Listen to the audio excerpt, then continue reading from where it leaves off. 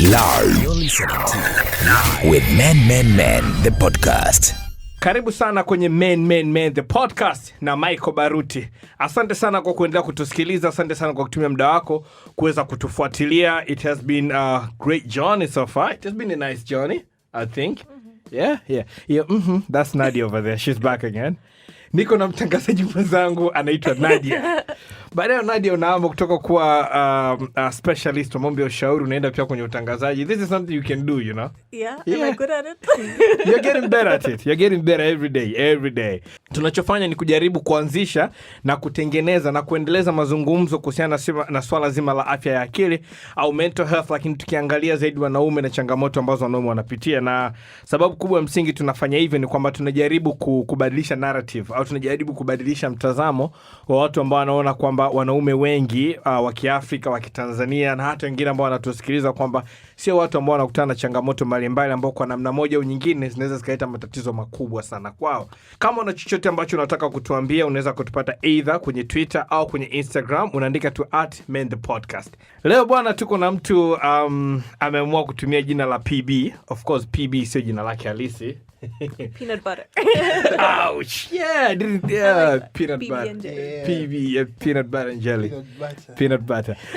So this guy ameamua kujiita PB. PB is not his real name, lakini ameamua kutumia jina PB ili aweze kuwa ameamua kutumia jina la PB ili aweze kuwa comfortable zaidi kuweza kuzungumzia kitu ambacho tunataka kukiaddress humu ndani. Na leo tunataka kuzungumza kitu ambacho something that comes with kitu kinachokuja na when you feel too much pressure in you.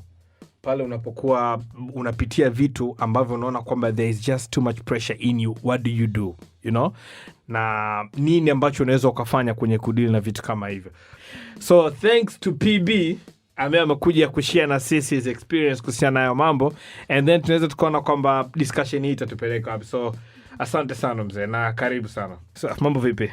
Fresh, niambie Mike. Fresh, tuko poa. It's been a minute, man. It's been a minute, man. Kwanza kabisa I'm glad kwamba uliamua kuja yani ulikuwa free ya kusema kwamba you know what, nimesikiza episode zenu zilizopita, so I think I have something to share as well. Kwa hiyo naomba na mimi nije kuzungumza. It takes a lot, najua. Yeah, man. It takes a lot. Na sio rahisi. Kwa hiyo thank you for coming through. Me and Nadia, we thank you for that. Thank you. Appreciate it. We thank you. And the good thing about this thing for me is watu wanapoanza kutuambia kwamba you know what, nakuja kushare hiki na hiki na hiki, for me naona kwamba that is when we are making steps. Kama naona kwamba ndio tunaanza kutengeneza steps za watu kusema ngoja tuzungumzie hii, ngoja tuzungumzie, kwa sababu kuna wengine wengi sana ambao wanapitia vitu kama hivi lakini maybe wanakuwa hawana nafasi au hawana guts za kusema ngoja tuzungumzie. So thank you for coming through, my guy. Appreciate it. So PB, Talk to me. to start with, you done lost a lot of weight. I saw umepungua sana rafiki yangu. Thanks, man. I just, touching on the subject. Ni kwamba sisi as African men, yani ndio unaambiwa wewe ndio mkubwa wa nyumba. Wewe ndio kila kitu. So most of the time hauna ile muda wa ku just take a step back, ukahema, and just be vulnerable. You always have to be like on the edge somehow. Hasa mwisho wa siku unakuta unapitia mambo that really knock you, like unayumba. I mean, ukiwa mdogo ushachezea kichapo kwa mshua, kwa bi mkubwa, inaisha, that pain goes away. Yeah. What about that pain ambao mtu yani from inside? Yeah. You know? So what's the regular? Mara nyingi ukiangalia watu, most people, even myself, you start doing the most in the sense of kwamba and you need like a release. Sasa it depends what release you use. Most of the time it's unakuta mtu hajui what to do, so they do whatever inampa that quick fix.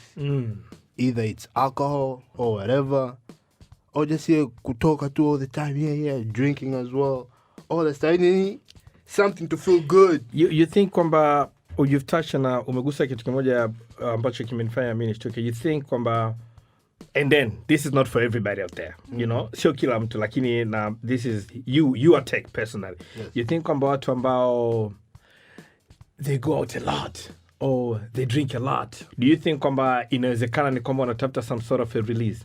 From how I see it, Yeah. yes. How I see it. Did it happen to you? Yes. Tell me about it.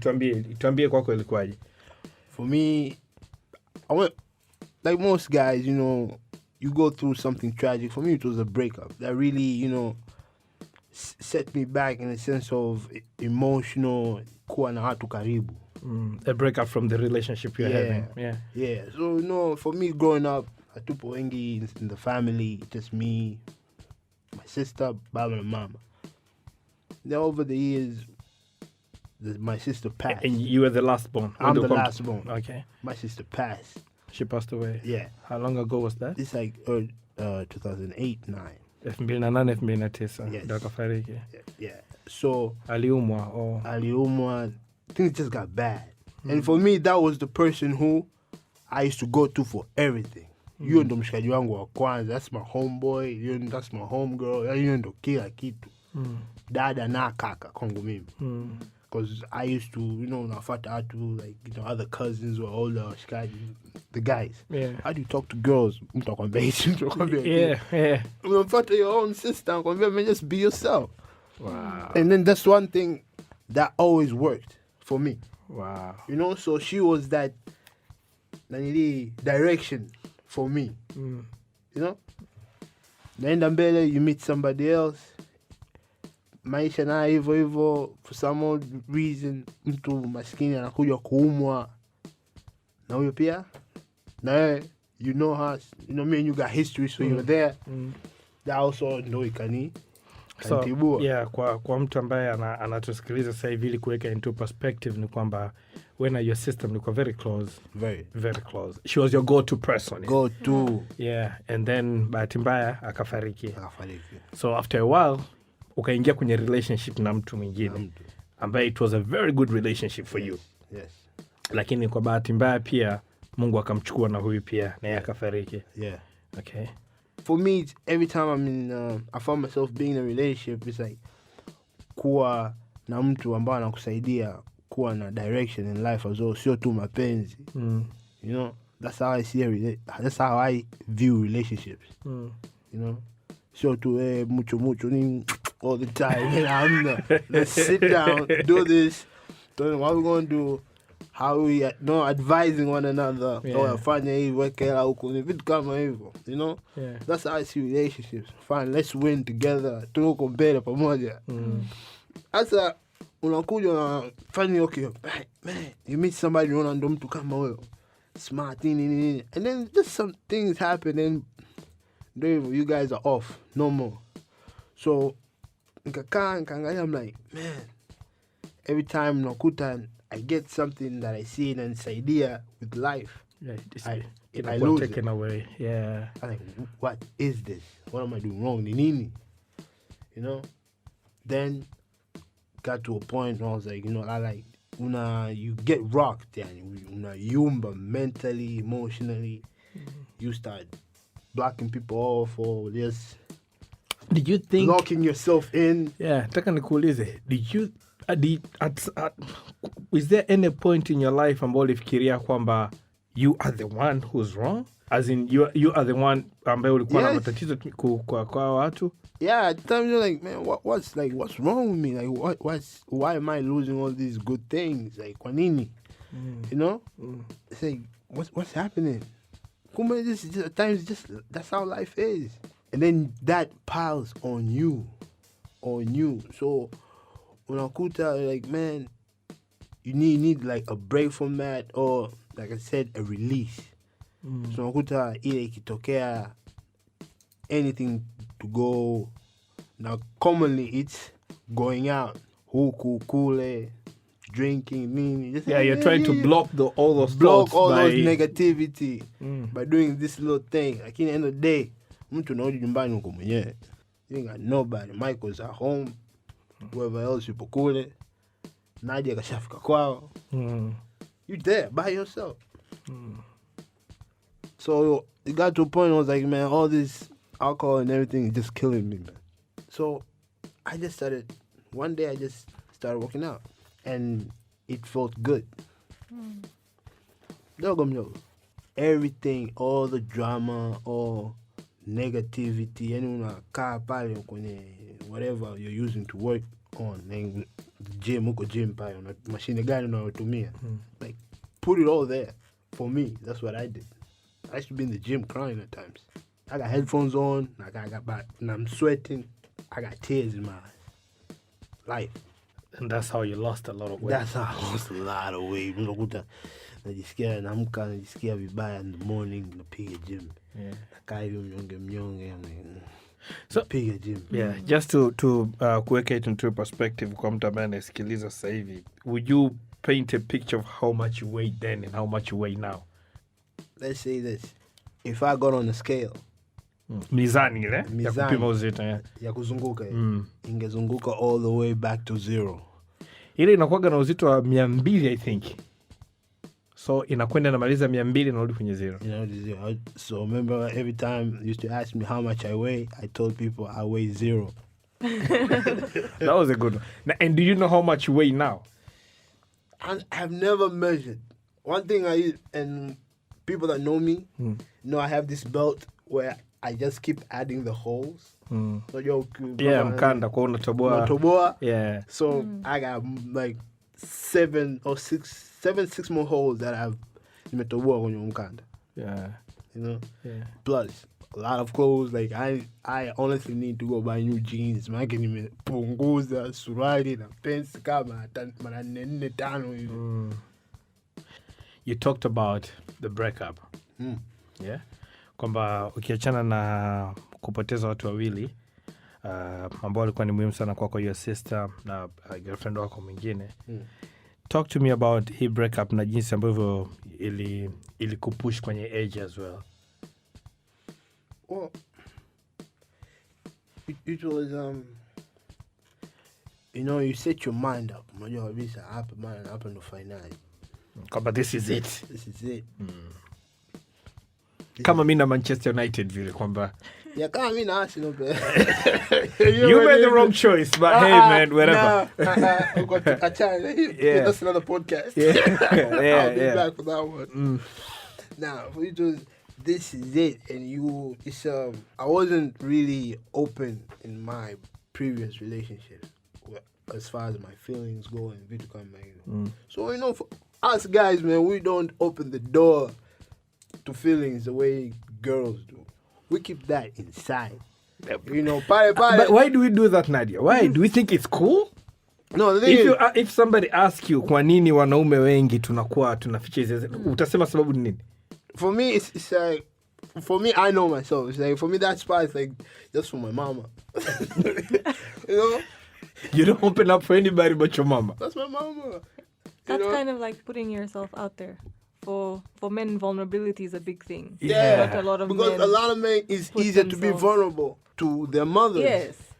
Trusting somebody in a relationship means showing them how to hurt you and how to keep you safe at the same time. But I think here, thinking about giving a person a license to hurt you, I think that's more like the negative side of it, rather than ukifikiria kwamba, yes, this is me telling you how we can be happy together. Yeah.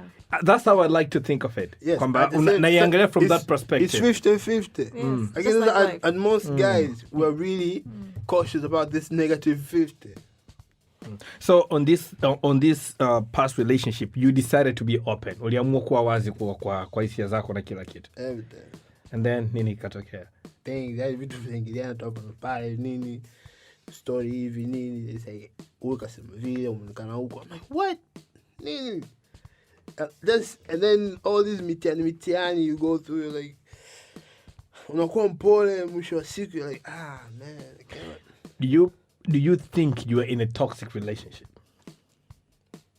At that time, I was just trying not to lose somebody. You know, you don't think that. Damn.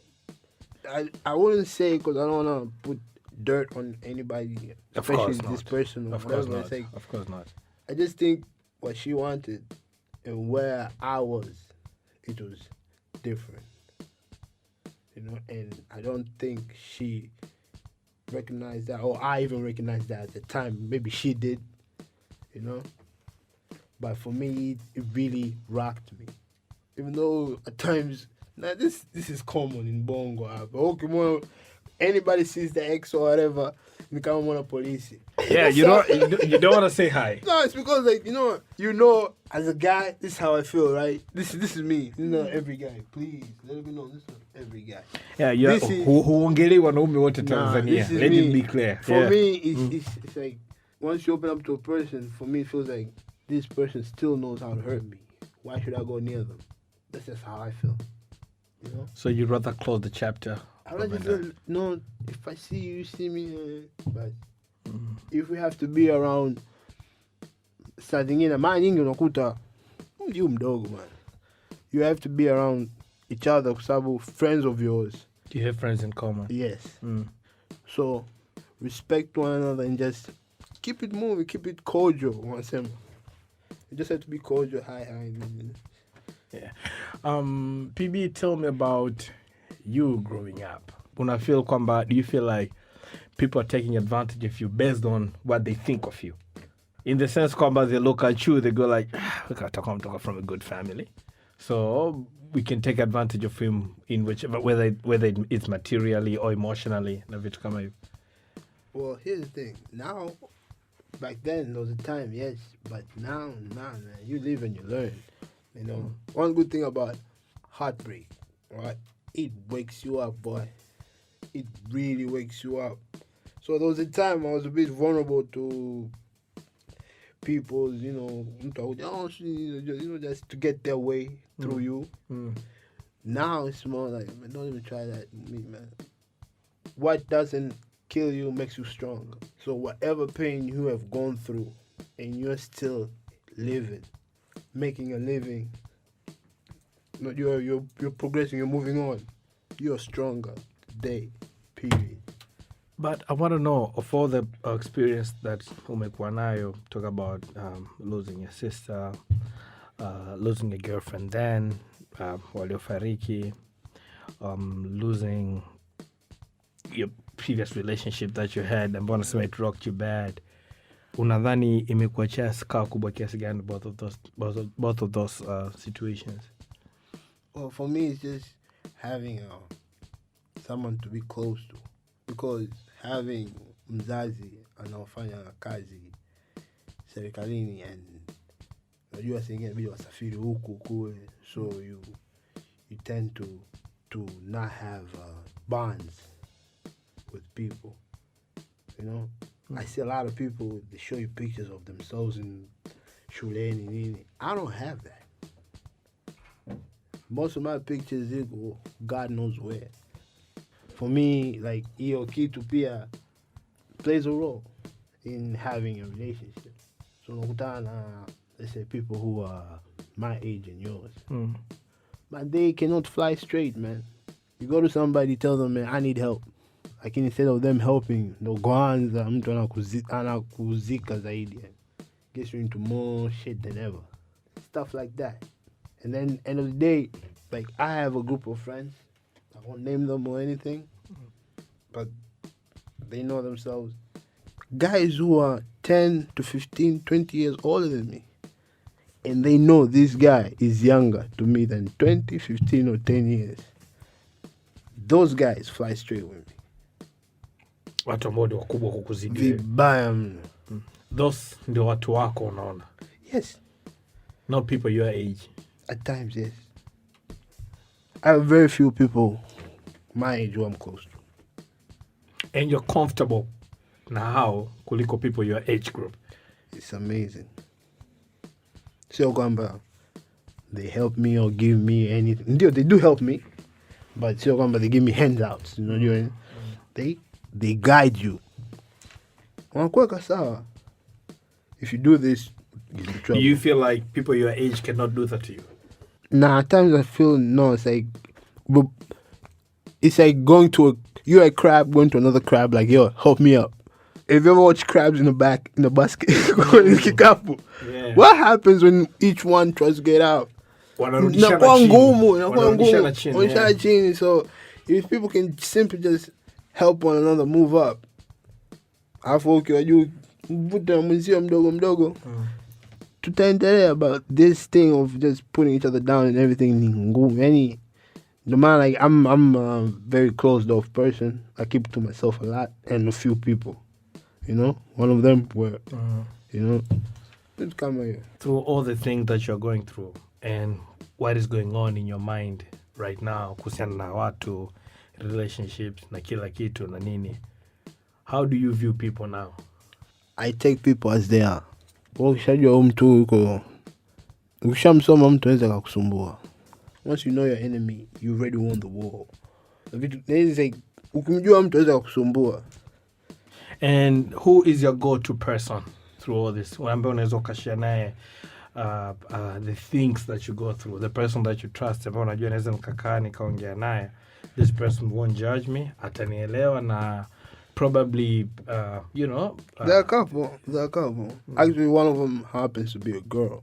The other ones ndo mshikaji wangu wawili, and this other one kabisa ndo one of the guys that wanapita umri. So there are a couple people who I really go to for just yo man, akili yangu iko sawa hivi na hivi, and they help me.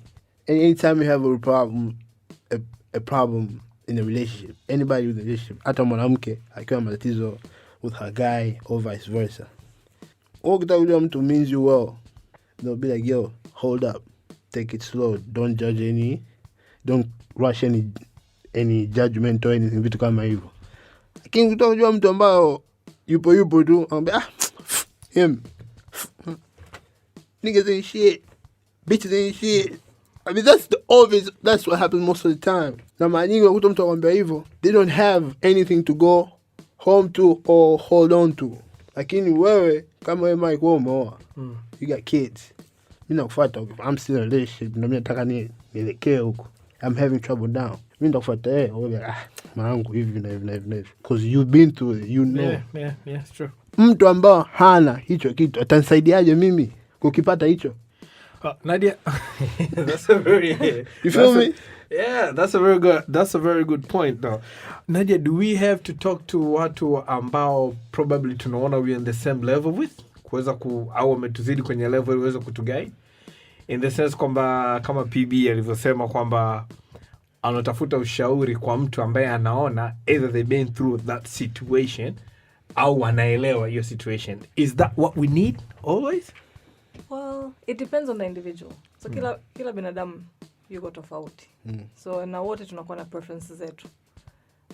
But generally, if it's for advice, you would go to someone ambaye amepitia a certain situation or is in the sector or field or has something that you want.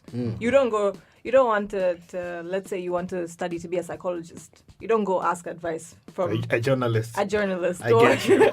or go ask for advice from a dentist. You know, you would go to a psychologist, someone who's been through that path, who is in that position, in that role, and that's the person who will be able to guide you a bit better. So, kama what you're looking for is advice and some guidance, then definitely it's wiser kuenda kwa mtu ambaye either amepitia what you're going through or is living what you're aiming to achieve, you know, or has achieved a specific goal that you're also looking towards working on. Yeah. Lakini nikirudi vile kwenye kesi ambayo PB alisema kwamba alimpoteza dada yake, yes, and then akaja akampoteza girlfriend wake, so automatically akaanza kuona kwamba kama yeye ndio mwenye matatizo kwa kupoteza wale watu. How do you deal with those feelings? Those are very deep feelings, because now it's kama vile you've internalized that loss kwamba this is happening because of me, something about me. So it's now taking away from the fact that it's a loss, ndio, but you had no hand in it. You had no control over it. But it's common. We tend to see, okay, maybe this is a trend. Like everyone whom I'm very close to and I cherish and I appreciate and what are actually good people in my life are guiding me well and are giving me good advice, I keep losing them. It's human to kind of say, okay, maybe there's something about me. Maybe do I not deserve to have such a person in my life? Wow. Or is there something about me that is either pushing them away or is causing them to no longer be in my life? And working through that is a long process, because so you have to look at where it's coming from and what are the meanings perhaps you're prescribing to these losses. So one of them is that, okay, maybe there's something about me. And maybe that's what's on the surface. That's what's easier to chew and digest. Probably there's more. Maybe there's more meaning that you've attached to these losses that is now lingering in the back of your mind. But what's on the surface is, there's something wrong with me. Because again, if it's something wrong with me, then I can do something about it. A lot of times we don't have, not everything is because especially with a loss. If someone has passed away, how is that your fault?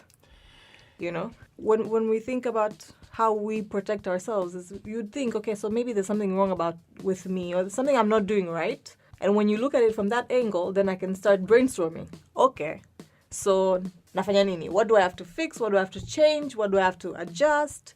What do I work on so that it doesn't happen? So going to that frame is kind of giving us solitude. Okay, maybe I can do something about it. It's not just happening because of chance or fate or coincidence. Yeah. Because I probably have a hand. So if I have a hand in it, then I can fix it. You said kwamba kwenye pati yako ya kukua kwa muda mrefu umekuwa baba mama unasafiri sana, so hata unasema hukumbuki those childhood memories. Actually, me was in Janji, so coming back here, I left the country again in the 2nd, 3rd grade. Ukaenda tena nje. Then from nje huko mnapigwa juu kwa juu, cross huku, pasi kule. So unarudi hapa, I was tried ni bimkubwa jaribu kuni enroll loaded. He was like, curriculum shanza hivi na hivi, so I just went straight to the chuo, learn IT, so many, but I didn't find myself like focused on that, ready for that. So that's when I lost my sister. I wasn't even like properly mentally ready for school or anything. Yeah. That's when I got a job. That's where we met. Yeah. Nakumbuka.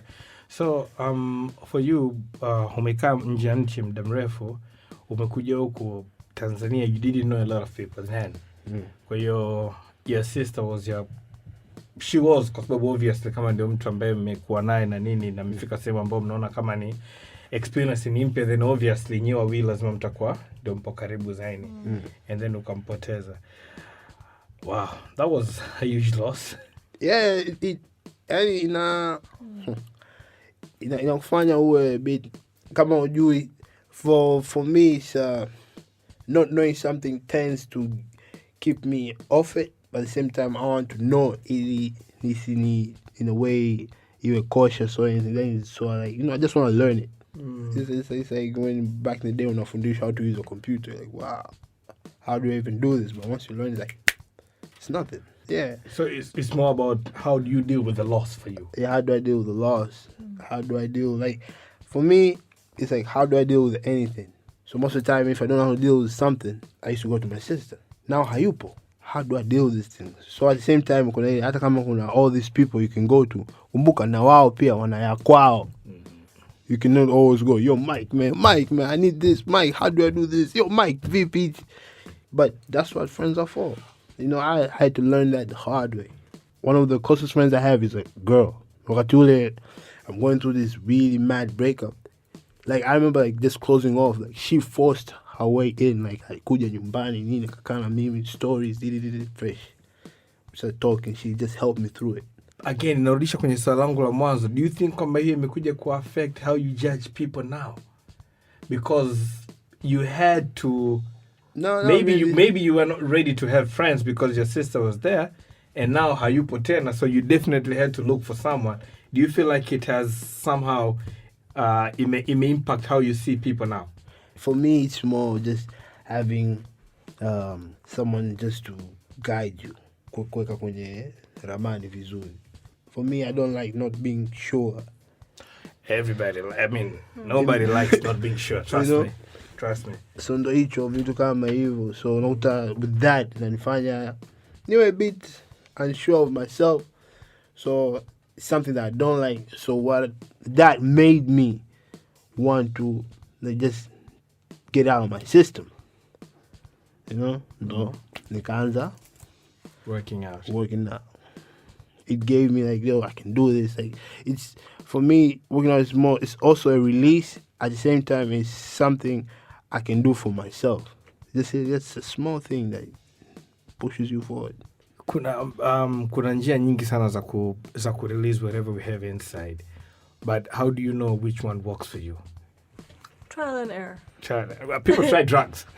Well, Ooh, so there's trial and error. People try drugs. Yeah. So when I say trial and error, maybe there are obviously kuna list.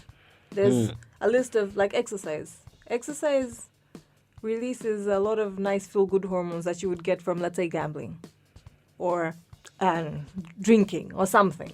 Yeah, there's chemicals or endorphins that are released that are more or less the same. That's why we feel good when we drink or when we smoke weed or when we do something. We get this high when we take a drug because drugs mimic and they give us these feel-good hormones. If that wasn't the case, we wouldn't do them. But there are others or other activities that are more natural and release the same feel-good hormones, which are not detrimental, perhaps, let's say. Because when we think of drugs, we think of alcohol, we think of having, let's say, reckless sex. Because also sex is a form of release for some people. Hell yeah. But it can be productive. When I say productive, meaning you're doing it in a way that you're not putting your life or someone else's life in danger. When I say it's reckless, it's you lose count of how many partners you've had, and you're not using protection. You're just putting your life out there in danger. People do that. Hold on there, PB. Yeah. Do you feel like there are moments above where you try those things? Longevity, come at drugs, sex, whatever it is, ambayo now ukiona unaona kwamba it wasn't the right thing to do then. Lakini you tried just kujiweka sawa. Yes, I did all that, man. I mean, you just want to feel good. You just want that bad in your system to be out. So what you do is whatever will bring you even 15 minutes of good feeling. In excess, pombe, girls, you name it. To a point, there was a catchphrase that was born from all that. What was the catchphrase? People gotta know this. Any given day. Oh, any given day. You guys are drinking too much Hennessy. I remember that hashtag. Any given day. Any given day. That man, that came from a dark place. People just don't know. Wow. I was going through the motions, but because first of all, Hennessy is my drink, but the amount of the drinking I was doing, it was too much. So you see, like in those cases, I'll use the examples of the activities you tried. So the drinking and exercise.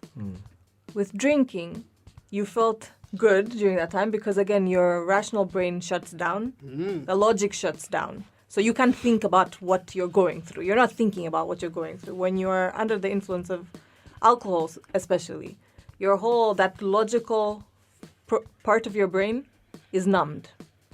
And that's why most people, when they're stressed, when they're having a lot of thoughts, would reach for a bottle.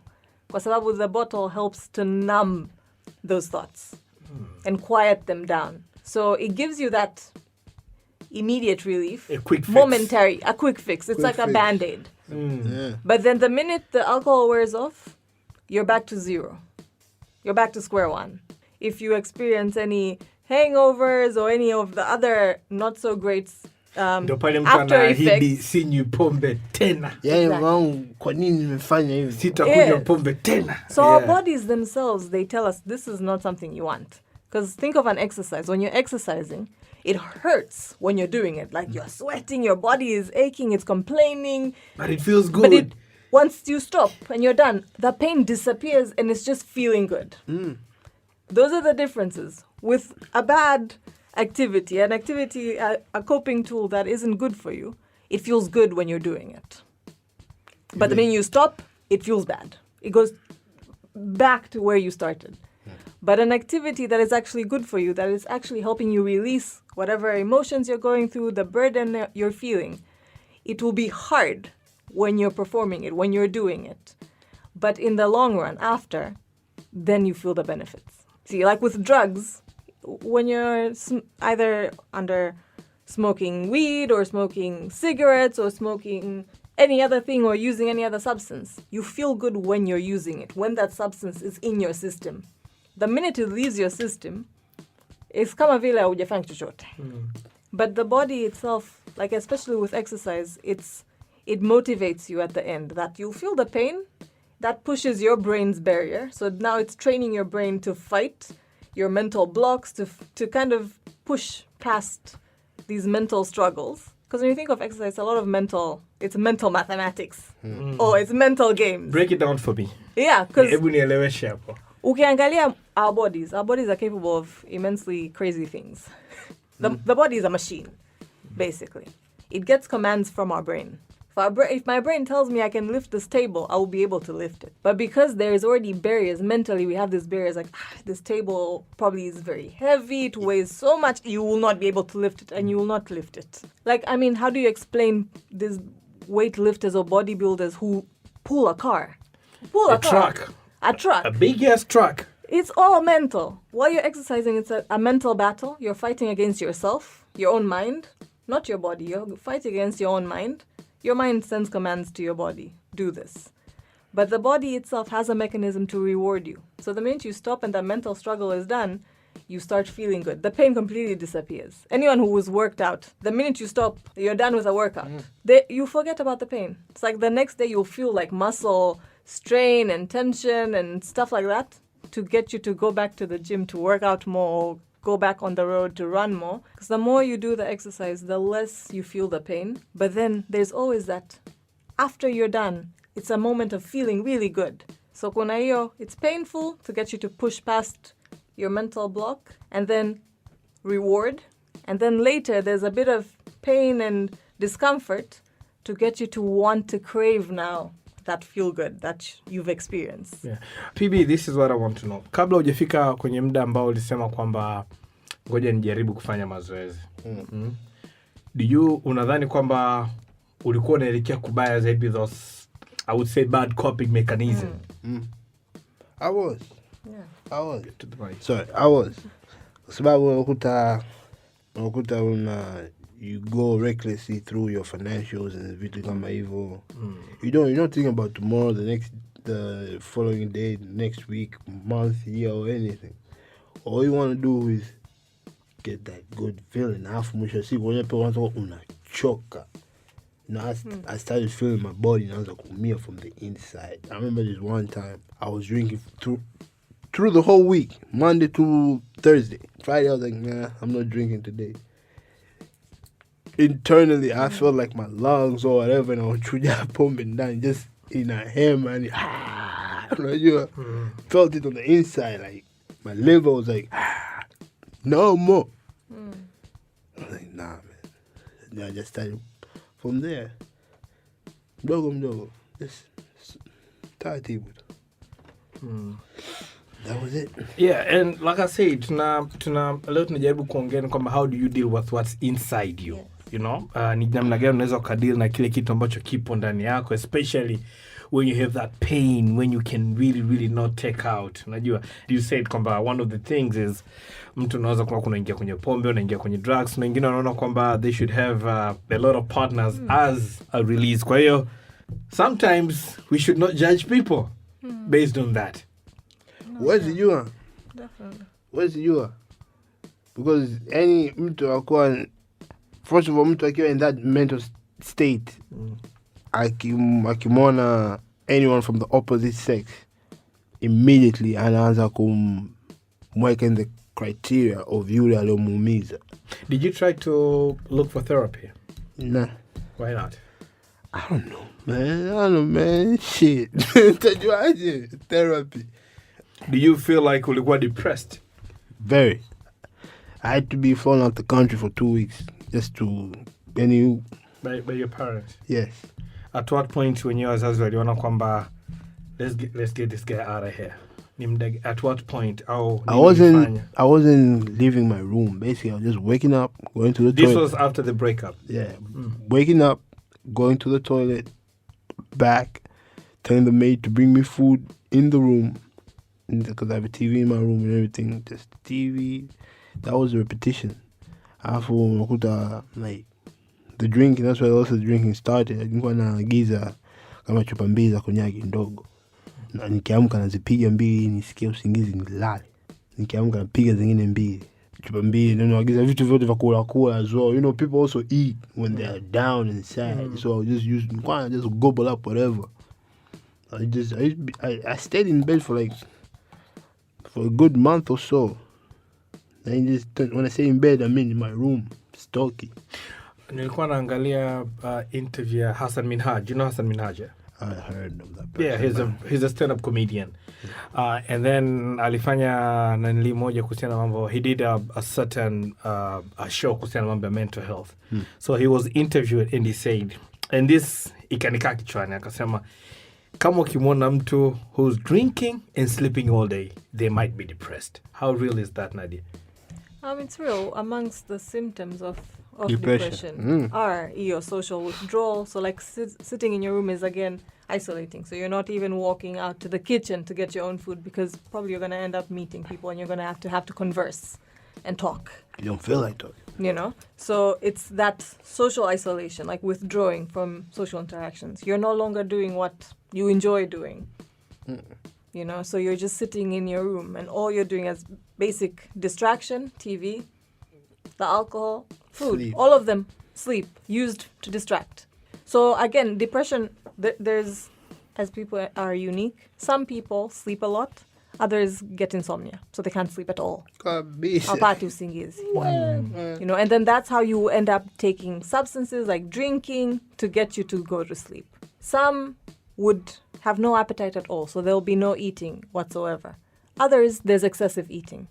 So think about it in that area, it's things in excess. Because depression, when we think of it, we think of this sad, dark, looming, we get that image. But you'd find people in a nightclub who are also depressed. So each individual has their own way. It's in extremes. So unachosema ni kwamba kama kuna mtu ambaye unamjua now amekwenda overboard with whatever it is that they do or they usually do, chances are wako depressed. There is something wrong. There's something wrong. So not necessarily depression, they'd have to meet a criteria of things, but that should alarm you. Ata with exercise, let's say for example. Like I always tell people this, like if you see anyone now suddenly going to the gym, not 3 times a week, but every day of the week, and for longer hours, check up on them. We wouldn't do it because we're like, they're busy working on themselves. We feel like it's healthy. It's not a healthy thing to do. It's not. I mean, going to the gym every day, Monday to Friday, 2 hours. It's not. It's anything in excess. There's something going on. You know? Like sometimes I'll get clients wanting to come for session every other day. That's how I know how severe what they're going through is as well. Like if you feel you need to come for this every day, we see each other every other day. There's a problem. Clearly there's a lot. You know, so ukiangalia everything in access is not good. And then how sisi wengine ambao tuko nje tukianza ku notice hivyo, how do we help? Tunasaidiaje? First thing is just check up. Yeah, so ask, how are you feeling? You know, and say what you've noticed. So again, be very honest. We've noticed that you don't come out of your room. Like, you're only coming out when you need to use the toilet. Like, what's going on? Is everything okay? That's in an invitation for the person to either to open up, you know, or it's permission that I'm here. Because again, when you just ignore and say, okay, yeah, they're doing this, I wouldn't feel okay that they're ready to listen to what I'm going through. They're probably not noticing that I'm going through something. And it's so simple. It's just that asking, how are you doing? And saying what you've noticed. Because that shows that you actually picking up that things are different. And you care enough to ask me about it. I'm telling you this kwa sababu mimi mwenyewe pia najua rafiki ambaye alipitia changamoto mbalimbali na moja kati ya vitu ambavyo na mimi najilaumu sana ni kwamba sikuwa bold enough ya kwenda kumwambia nimegundua hiki na hiki na hiki na hiki, tatizo ni nini. You know, ni kitu ambacho kinanila mpaka kesho kwamba ningeweza kufanya hivyo au ningeweza kumuuliza, labda ningeweza kusaidia.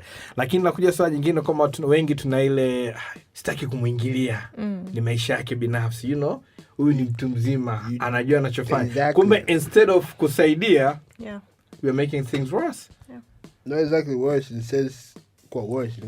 Mtu gets a feeling kwamba you don't care.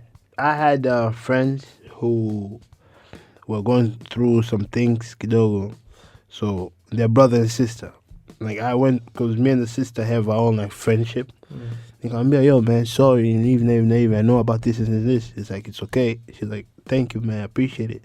I was like, yo, I haven't told your brother anything. How would you feel? Like, how would he take it if I went up to him? Nikampa pole, you know? She was like, just go. So next day, as soon as I saw the guy next time, I was like, I pulled him to the side, like, yo man, I know you guys are going through this. Just know you're my boy, I got you. Need to vent, need whatever, I'm here. And the guy was like, yo, I appreciate it, man. Thank you, man. Yo, for that day, we just kicked it. Kaongea nini. I saw kwamba kidogo.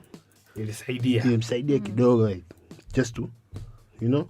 Just to know somebody knows na kuna mtu anajali. Yeah. Me, one of the guys, one of my closest friends, one of the closest friends I have is a female. Alikuja home. The other one, who's 10 years older than me, this guy, he used to call me all the time. Yo, Sky nyumbani usifanye hivyo, njoo huku bana, njoo huku. Nilikuwa naenda siku moja like natoka nakaa naye, yo man, it's gonna be okay, nini kaa hapa, just relax. You know, and obviously sasa huyu akiniita na wengine pale wanatokea, yo man, hivi na hivi, so mdogo tu. And it makes you feel less alone. Unajua when people feel your mentality, they're going through something, let me leave them alone. It makes the person who's going through something feel even more, because they're already feeling alone with what they're going through. And then if there's no one even offering an ear or a shoulder or just a presence, you feel even more alone. Because unaona watu wanakuzunguka and you can tell that people can notice. But no one's like... Yeah, we'll talk about everything. Yes. You know, we'll try not to talk about kile ambacho unapitia. So it makes you feel even more alone. Because then now, even if you want to share, you've not gotten that invitation. And people don't know come on, they're stepping on your boundaries or not. It's a, I don't know, it's a very delicate line, but sane, but it's not so delicate at the same time. Yeah. And how do you feel now? Now I'm do good. You feel, as in, unajiona kwamba uko kwenye good space now, better space? I mean, I know you got flown out of the country. Did that help? Ilisaidia? Yeah, ilisaidia. Like, you know, when you go through the motions. So at the time, I started off feeling depressed. And then when I came back, that depression was there. And then it just became anger. Ulikuwa na hasira na nani though? No, you don't know. You just don't know. You just pissed off most of the time. You know, most of the time I want to just get caught up in the hype. No mambo kijinga mengi. Back to the question: do you feel kwamba you're in a good space now? No, yes. Better? Do you feel like yani yale mambo yote umeacha nyuma au unaona kwamba bado ni process unaendelea nayo taratibu kwenda? Well, in some areas, yes, in the sense of just getting to know people per se, because you know you take people as they are. You know, kila mtu is not complete. Everyone is flawed. You know? So hamna ile kamilika, kila mtu ana mapungufu yake. Yes, so mchukue mtu kama hivyo na kila mtu ana akili zake, man. You can tell if this person is straight with me or not. You know, at the same time, it's upon you to decide if you're going to allow certain people into your life or not. You know, if you keep allowing the same negative, energy to come in, it will stay. Nadia, if you had to advise PB baada kusikiza all that he said, I mean, consider tumemsikiliza toka mwanzo, you've listened to his story na vitu kama hivyo, what would you advise him? Advice is not part of my job description. But listen to your gut. Unajua, oftentimes we try different things, but our gut, our body tells us. Kabisa, when you're going to do something or you're going to approach to speak to someone new or you're going somewhere, your body is going to give you some indication of how you feel that transaction will go, that situation will go. You know, we don't listen enough to our bodies. Yeah, and what I picked up is that your body was complaining that you're putting things in. You're holding on to things. Usually you'd see the changes. So like right now, you said that with the exercising, you felt like it was a release. With the alcohol, you gained a bit more. Yeah, with all the other coping tools that you were using, you were not releasing. You were just kind of putting on armors. Layers. Adding layers onto layers. So you're actually concealing what you're going through, the thing you want to release more and more. But with the exercise, it was kind of like releasing the energy and letting that go, you know. So, and the writing, so that you write as well. Yeah. You take it out of your mind, you put it down on paper. That's also great. That's a thing most people don't give enough credit to. You know, either speaking about what you're going through or writing it down, taking it out of your mind. Yeah. It's such a big form of release. Like expressing yourself in one form or the other is a great form of release as well. You know, but everything is different for everyone. So what will work for you will not work for me, will not work for the next person. You know, just to kind of listen, be intuitive with yourself. And one thing you mentioned was kind of knowing your enemy. Yeah. Yeah. As humans, we're primarily wired. We're hardwired to look at the negatives, the problems, before we look at the good. Tunaangalia zaidi mabaya kuliko mazuri. Yeah. And for good reason. Ukiangalia our evolution, we survived because our ancestors looked at, there's a lion out here, how do I protect myself? They looked at the bad. They used that stress to protect themselves. They protected themselves from, okay, this man will probably want my wife, and then if he gets my wife, his line's going to go forward and mine's going to end here if I don't have a woman. So either kill or be killed. Those habits and those ways of life kind of went through us, through evolution. They're in our DNA, basically, if you look at it. And that's why we're highly negative than we are positive. Ukiangalia mtu yoyote, hata kitu, something good itakutokea, you think of when is the other shoe going to drop? Like this, it's too good. There's something bad coming, you know. And we rarely spend time just embracing the fact that we're having a good time and life is going great right now. We're always thinking of, lazima kuna kitu kitatokea that's going to take this away, or that's going to ruin everything. So we always anticipate for the worst. We're no longer running away. We're no longer being chased by lions or threatened to be killed. Nowadays, your friends will stab you in the back, yes, but they will not literally stab you. You will not die. Yeah. The stabbing is different. The stabbing is done on social media. Yes. You know, so our... Yeah. Yo. You be... Yeah. So the approach now has to be different as well. You know? And yeah, going back to, you're looking at, okay, I'm game planning for... These are enemies. Like, this is what I'm seeing.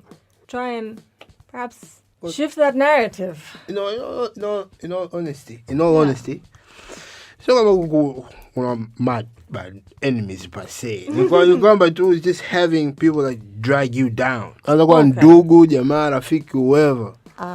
But I try to take people as they are. You go even.